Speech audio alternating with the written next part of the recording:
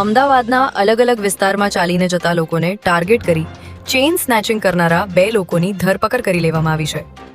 નવરંગપુરા વિસ્તારમાં જૈન દેરાસરની બહાર 8 જૂને ચેઇન સ્નેચિંગ થયું હતું, જેની તપાસ ઝોન 1 LCB દ્વારા કરવામાં આવી રહી હતી. ત્યારે પોલીસે 450 જેટલા CCTV ફૂટેજ તપાસ્યા હતા. જોકે આ દરમિયાન શાહીબાગમાં પણ ચેઇન સ્નેચિંગનો બનાવ બન્યો હતો. ત્યારે પોલીસે બંને CCTV ફૂટેજ તપાસતા બંને કેસમાં એક જ આરોપીઓ હોવાનું સામે આવ્યું હતું. જેના આધારે પોલીસે પંકજ અને લક્ષ્મણસિંહ નામના 2 આરોપીઓની ધરપકડ કરી 6 ગુનાનો ભેદ ઉકેલી નાખ્યો છે.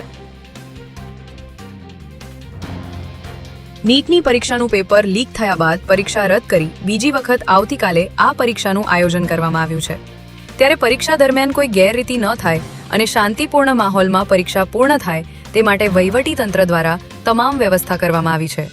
તેમજ વિદ્યાર્થીઓને કોઈ મુશ્કેલી ન પડે તે માટે પોલીસ દ્વારા કંટ્રોલ રૂમ પણ શરૂ કરવામાં આવ્યો છે.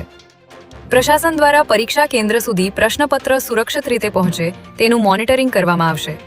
ત્યારે અમદાવાદ જિલ્લા કલેક્ટરના અધ્યક્ષ સ્થાને યોજાયેલી બેઠકમાં ઉચ્ચ અધિકારીઓ તેમજ પરીક્ષા વ્યવસ્થાથી જોડાયેલા અધિકારીઓ હાજર રહ્યા હતા.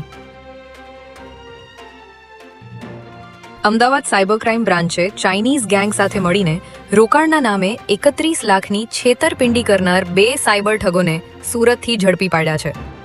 પકડાયેલ આરોપીઓએ ટેલિગ્રામ આઈડી મારફતે ચાઇનીઝ ગેંગ સાથે સંપર્ક સાધીને છેતરપિંડીનું આખું નેટવર્ક ઊભું કર્યું હતું.